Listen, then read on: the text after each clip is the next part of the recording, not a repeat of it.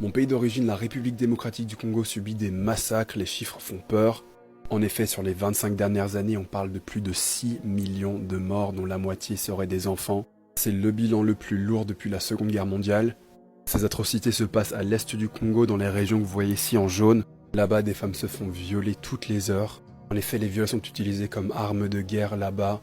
Selon l'ONU, entre juin et juillet 2023, ce sont plus de 10 000 survivantes de viols qui ont été demandées de l'aide.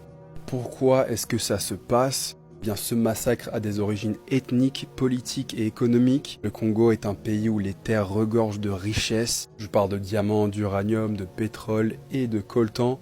Coltan qui est notamment utilisé pour le téléphone que je tiens en main pour filmer. Donc les Congolais sur place subissent de l'esclavage moderne, obligés d'aller déterrer leurs richesses dans les mines avant d'être dépouillés de ces mêmes richesses par des pays plus puissants. Donc dans ces régions de l'Est du Congo, ce sont des milices armées qui sèment la terreur. Parmi elles, on retrouve le M23. C'est un groupe armé congolais qui, selon l'ONU, serait financé, organisé et armé par le Rwanda. Ça fait des années que ce groupe est responsable de massacres. C'est assez complexe parce que des milices armées s'affrontent les unes les autres. Certains groupes se mélangent et mergent, ce qui fait que c'est pas toujours très clair. Et ce qui est sûr, c'est que le Congo saigne. En effet, ces groupes armés ne respectent absolument pas le droit international. Ils s'en prennent directement aux civils, et c'est ainsi qu'on peut voir presque 7 millions de civils déplacés et plus de 500 000 réfugiés. Rien que pour le mois d'octobre, ce sont près de 100 000 personnes qui ont dû quitter leur maison. Ces familles ont besoin de provisions, de nourriture, d'eau potable, elles ont besoin d'abris.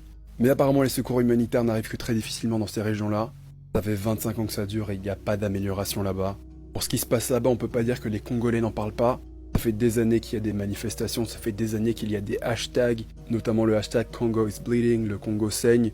Au fil des années, des médias comme Le Monde, Libération en ont parlé ça et là, mais ça n'a clairement pas fait la une des journaux. Je comprends donc la colère des Congolais qui ne se sentent pas entendus, qui ne se sentent pas vus. Je m'auto-proclame pas expert en la matière. J'ai déjà mentionné le Congo plusieurs fois. C'est une nouvelle fois d'apporter ma pierre à l'édifice. Mais pour celles et ceux qui sont intéressés, il y a un documentaire sur Netflix qui est sorti en 2018. Ça s'appelle City of Joy, la ville de la joie, la cité de la joie. Ils découvrent justement l'histoire de survivantes de viols là-bas, dont la parole peut enfin se libérer. C'est très intéressant, mais attention, ça heurte des sensibilités. Je préfère vous prévenir. Sur YouTube, il y a une vidéo qui est sortie il y a 5 ans qui s'appelle Congo 20 ans de conflit expliqué sur la chaîne Le Monde en carte. Et ça explique en fait le contexte politique de ce qui se passe au Congo, avec la deuxième guerre du Congo entre 1998, 98 et 2003, le coup d'état, les cessez-le-feu non respectés. Pour toutes les personnes qui s'y connaissent, si vous avez des liens pour des ouvrages, pour des vidéos, des films qui retracent justement cette histoire-là, qui permet d'en apprendre plus, n'hésitez pas à tout écrire dans les commentaires, parce que ce que je viens d'évoquer n'est qu'une mini-synthèse de ce qui se passe. Alors vraiment force et courage à mes compatriotes de là-bas. J'espère vraiment que l'algorithme fera son travail et que ce TikTok sera vu par les Congolais. On vous voit, vous n'êtes pas seul, et je vous envoie toutes mes forces, vraiment.